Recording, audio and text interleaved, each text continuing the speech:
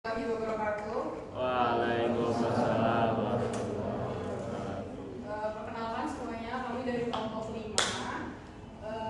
Kali ini kami akan presentasi tentang waves in the ocean. Jadi perkenalkan, nama aku Naila Cinta Naira dengan NIM 039. Aku Jihan Bernima dengan NIM akhir 009. Aku Imam Agus Jaksono dengan NIM akhir 005. Aku Abdul Bidai Center dengan NIM terakhir 044. Saya tersangkang dengan NIM terakhir 013. Saya Abdurrahim dengan akhir NIM 020.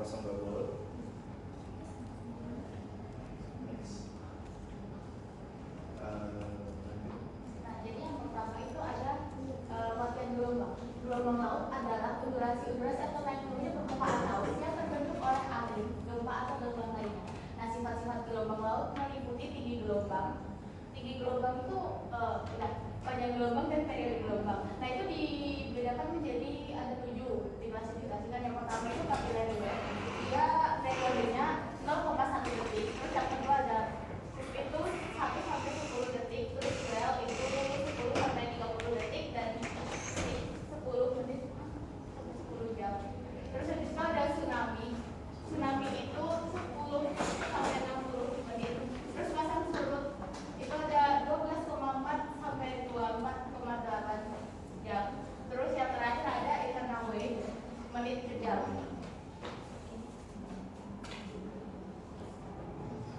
Nah, pembentukan gelombang laut itu terjadi ketika angin mentransfer energi ke permukaan laut. Jadi angin itu ke laut, terus habis itu dia membentuk gelombang. Kekuatan angin, durasi tiupan angin dan juga luas wilayah laut tempat angin berinteraksi dengan air disebut buset. Terus faktor-faktor ini adalah faktor-faktor utama yang mempengaruhi ukuran gelombang yang dihasilkan. Saat gelombang bergerak, partikel air di dalamnya tidak bergerak maju bersama gelombang, melainkan bergerak dalam orbit melingkar yang ukurannya mengecil seiring bertambahnya kedalaman. Nah, pada kedalaman tertentu itu dikenal sebagai dasar gelombang atau wave base. Gerakan partikel air hampir tidak terasa, namun jika kedalaman air menjadi kurang dari 1/20 dari panjang gelombang, gelombang tersebut dikategorikan sebagai shallow water wave. Dan gerakan orbital partikel airnya akan terpengaruh oleh dasar laut.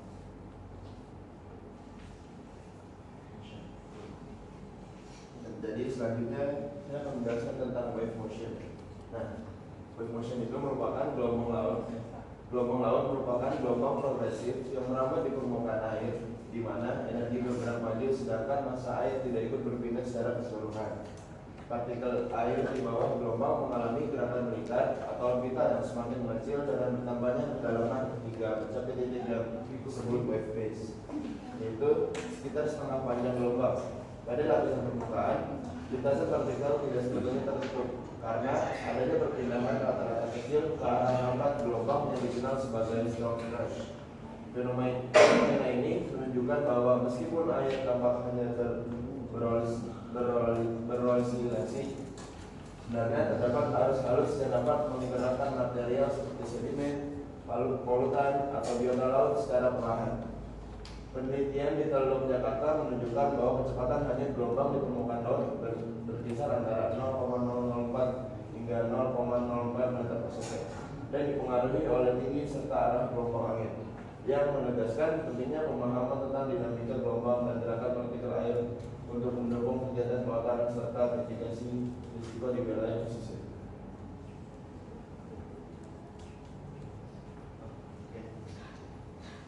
Untuk selanjutnya yaitu ada The Life History of Ocean Wave atau sejarah kehidupan gelombang laut.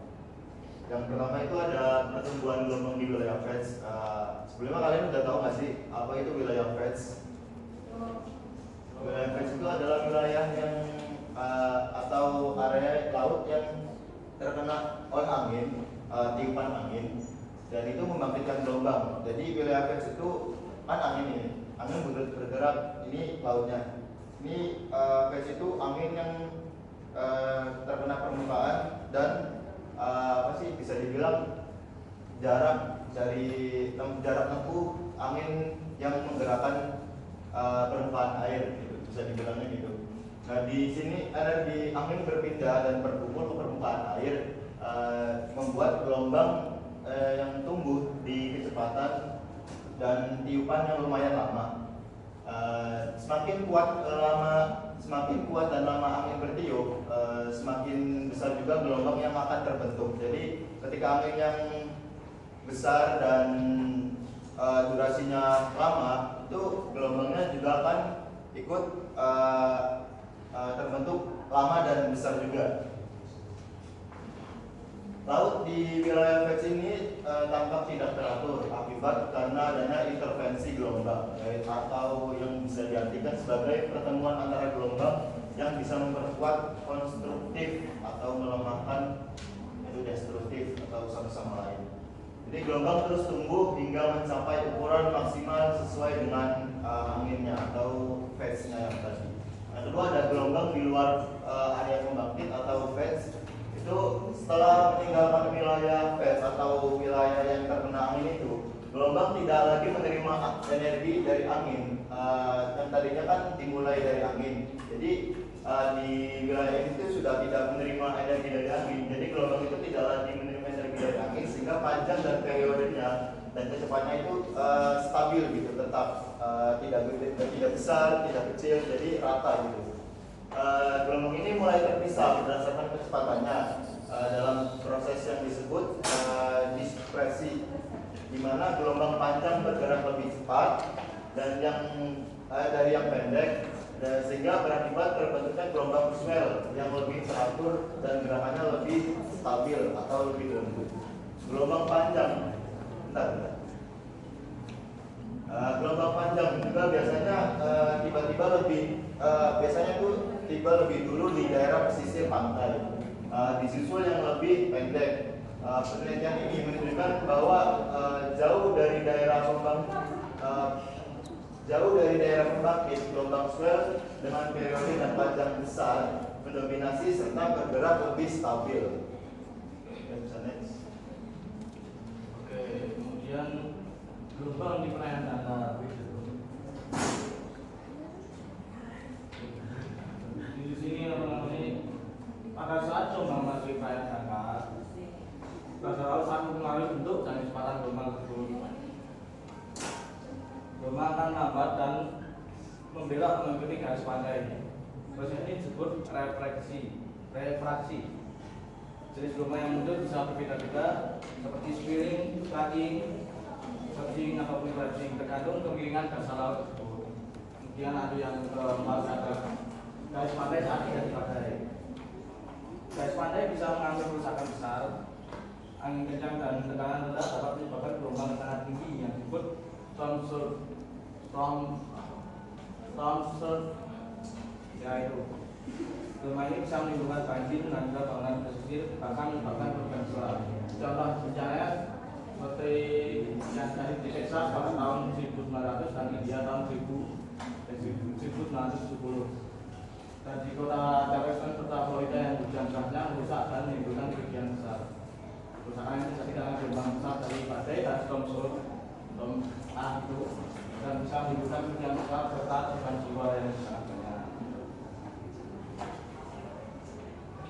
Oke, selanjutnya dari pembahasan sebelumnya yang dijelaskan ke teman-teman itu merupakan contoh gelombang berjalan. Selain gelombang berjalan, ada yang namanya standing wave atau gelombang stasioner, atau bisa disebut juga dengan gelombang diam. Gelombang ini tidak bergerak maju seperti gelombang berjalan, gelombang progresif, tetapi diam namun gelombangnya naik dan turun. Hanya berosilasi, naik turun namun tidak bergerak. Gelombang ini biasanya terbentuk akibat pertemuan antara gelombang datang dan gelombang batu. Next. Nah, analogi dari gelombang stasioner, gelombang diam bisa dianalogikan sebagai dalam berbagai permainan di joget, di mana kedua anak ini adalah gelombangnya adalah gelombang dan puncak dari gelombangnya, di mana mereka tidak bergerak namun naik dan turun. Nah, di gelombang stasioner ada dua istilah yang harus diketahui.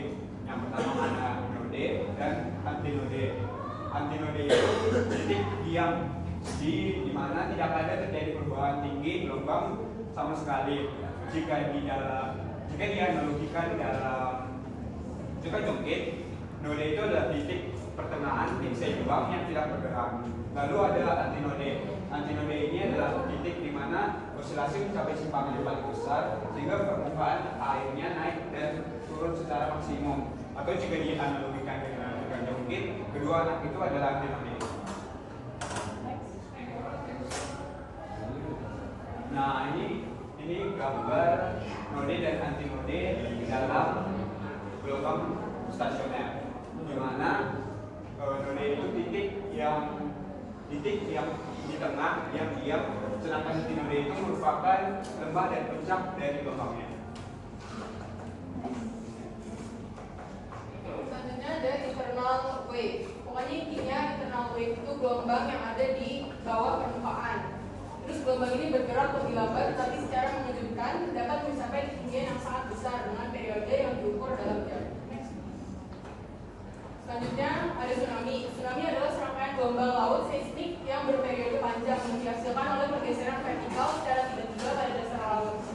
Gelombang awalnya itu dangkal tapi yang rendah, namun saat mencapai pantai kecepatannya menurun drastis dan tingginya melonjak hingga lebih dari 10 meter.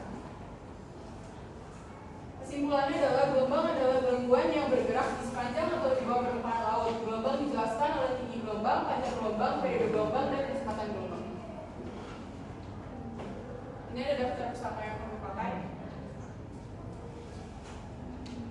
Apakah ada yang mau bertanya? Siapa itu?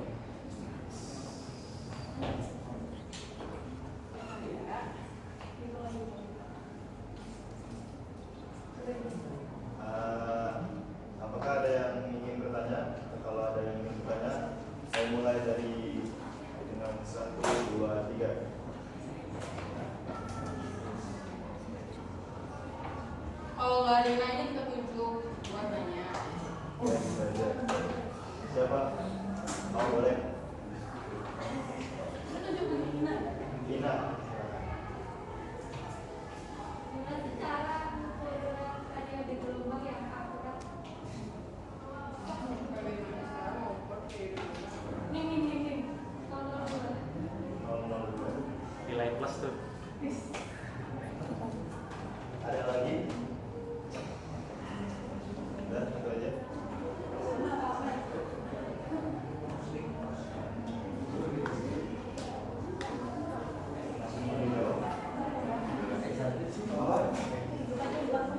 Yang belakang. Bang Fadil, apakah ingin bertanya?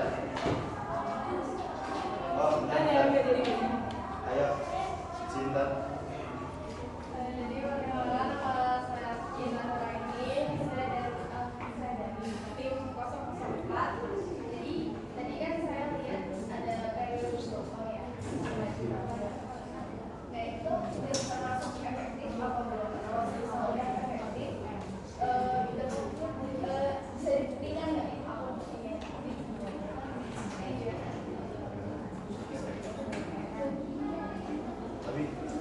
Abi.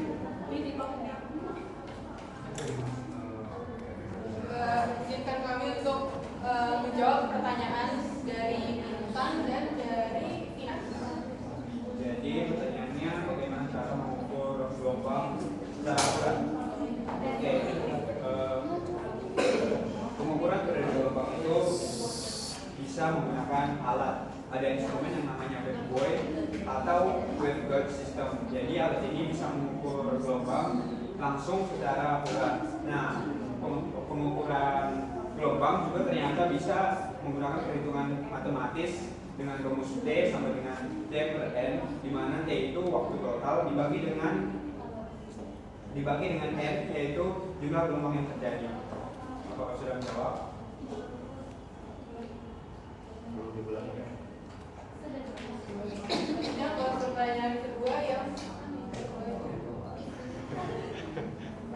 Kan tadi kan pertanyaannya banyak. Iya ini, iya jawabannya iya. Karena apa? Klasifikasi gelombang berdasarkan periode saatnya ini merupakan metode standar yang digunakan di bidang oceanografi. Next, bidang mana? Di sini juga kita udah ada, ada simulasinya Gunawan et al 2017. pokoknya intinya klasifikasi dari periode itu sudah sesuai dengan metode yang selama ini digunakan. Dan kita juga mengutip dari Gunawan et al. 2017. Dan kalau misalkan kamu masih meragukan jawaban dari kami, bisa cek lagi daftar sana. Mungkin sekian dari presentasi kami kali ini. Terima kasih sudah memperhatikan. Wassalamualaikum warahmatullahi wabarakatuh.